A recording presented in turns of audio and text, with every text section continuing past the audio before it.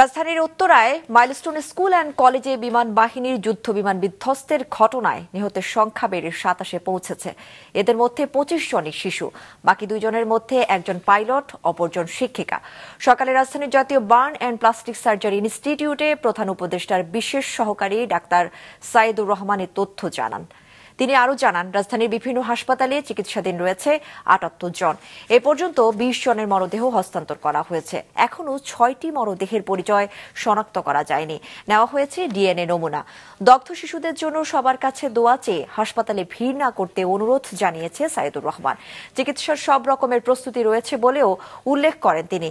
এদিকে burn surgery institute পরিদর্শন শেষে শ্রম উপদেষ্টা বলেন, চিকিৎসকের পরামর্শ অনুযায়ী আহত শিশুদের সিঙ্গাপুরে পাঠানো হবে।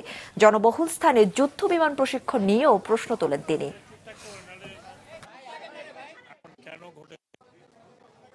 সব মিলে আমাদের আসলে এই মুহূর্তে সর্বমোট মৃত্যুর সংখ্যা নিশ্চিত করছি আমরা 27 জন, এবং হাসপাতাল সব মিলে ভর্তি আছে 78 জন।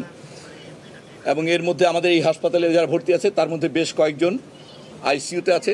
আইসিইউতে থাকা রোগীদের মধ্যে কয়েকজন ভেন্টিলেটর আছে, কয়েকজন ভেন্টিলেটর নেই। এমনকি এইচডিইউতে যারা আছেন তাদের মধ্যে বেশ কয়েকজনের অবস্থা আশঙ্কাজনক। কিছু কিছু বার্ন আছে যেগুলো ধরেন হয়তো লং টার্ম ট্রিটমেন্ট লাগবে, আর যেগুলো কম বার্ন আছে সরকারের তরফ থেকে বলা হয়েছে তাদের জন্য একটা টিম আসছে এবং সিঙ্গাপুর থেকে একটা টিম আসছে। সেই টিম তাদেরকে দেখে যদি দরকার হয় তাহলে তাদেরকে সিঙ্গাপুরে নিয়ে যাবে এয়ার অ্যাম্বুলেন্সে।